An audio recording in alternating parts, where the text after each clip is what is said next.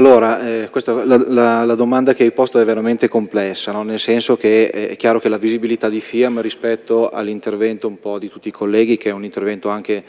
caratterizzato da tantissimi aspetti macroeconomici, ha una visibilità più ridotta, cioè quello del business in cui FIAM si muove.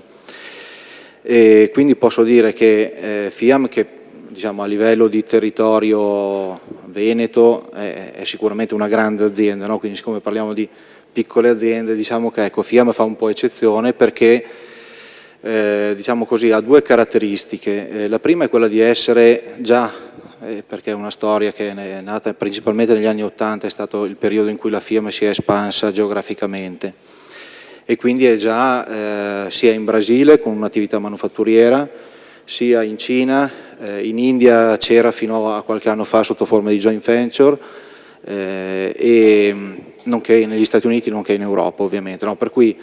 pur essendo magari non comparabile a una grande multinazionale in termini di numeri e di numero di persone, la complessità che un'azienda come FIAM affronta già da tempo è una complessità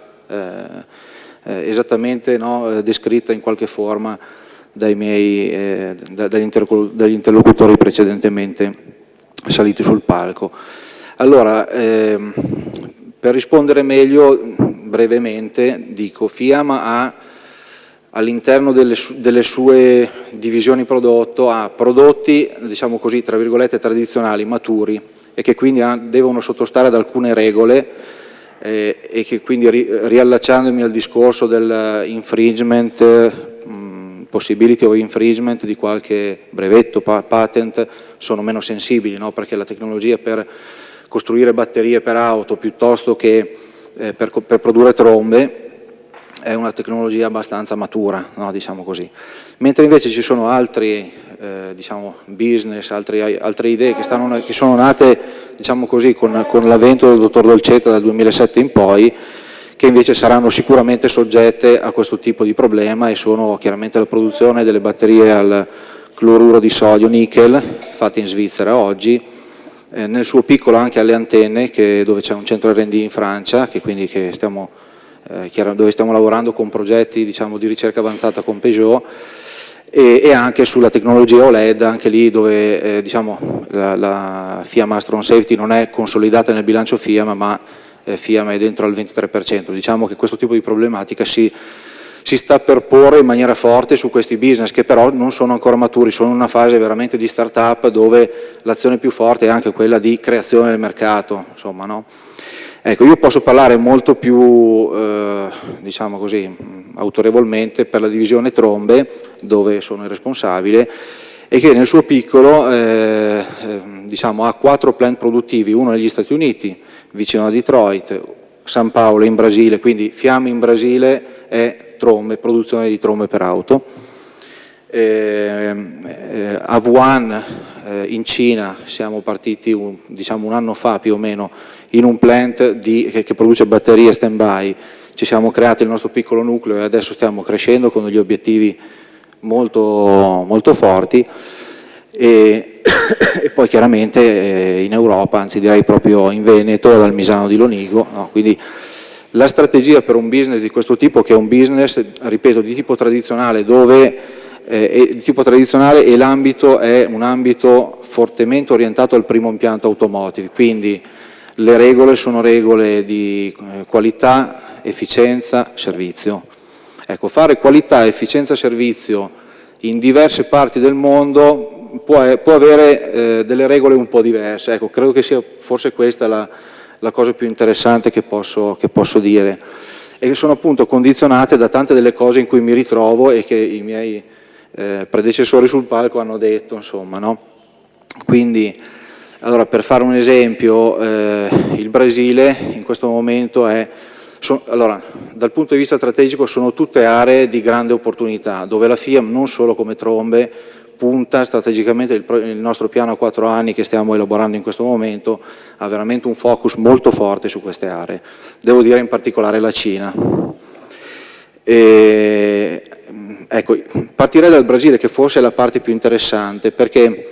FIAM, che nel mondo come divisione trombe è leader mondiale, rappresenta circa il 35% del market share mondiale, In Brasile, essendo l'unico produttore tra le altre cose, ed essendoci un sistema anche di dazi, come diceva il collega prima, no? A protezione devo dire, di più dei car manufacturer che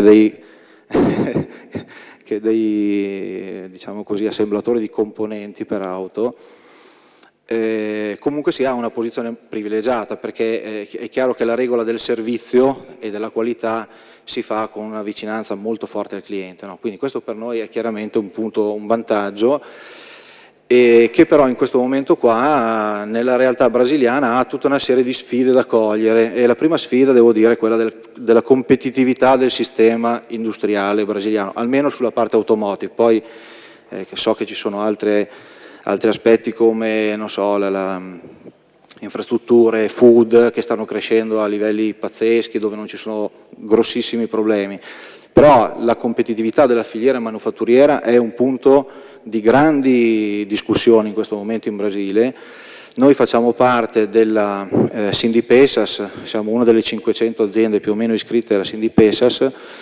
che è l'equivalente più o meno dell'Anfia, non so chi è addetto un po' al mondo automotive in questa sala, però insomma è appunto l'associazione dei produttori di componenti auto, e diciamo così che in questo momento con un mercato auto in termini di mercato di vendita crescente, come diceva il collega Ceroni, l'anno scorso è stato il 10%, comunque previsto in crescita di una percentuale pari a circa il 7% l'anno, diciamo così, la quota parte di componenti prodotti in Brasile, quindi la realtà ci tocca da vicino, è in decrescita, quindi l'importazione per diversi motivi. Uno è sicuramente il reais, che si è robustito molto negli ultimi 2 o 3 anni, diciamo così, no? Per cui ha reso meno competitivo chi produce in Brasile. Ma poi devo dire che ci sono anche degli argomenti strutturali, cioè come dire, delle situazioni strutturali di competitività, raw material, cioè per fare un esempio classico, l'acciaio. In questo momento conviene importare acciaio dall'Europa piuttosto che comprarlo in Brasile, almeno per la nostra esperienza. L'energia, ecco, il costo del lavoro che cresce con una certa, insomma, ecco, detto ciò, quindi la sfida, non so, FIAM come affronta questo tipo di sfida? La affronta appunto riagganciandomi un po' al discorso della tecnologia dal punto di vista tecnologico, quindi il mercato per noi è fondamentale, e la nostra presenza in Brasile sarà fondamentale anche per l'espansione di altri business. Vogliamo produrre in Brasile anche antenne, anche batterie e così via.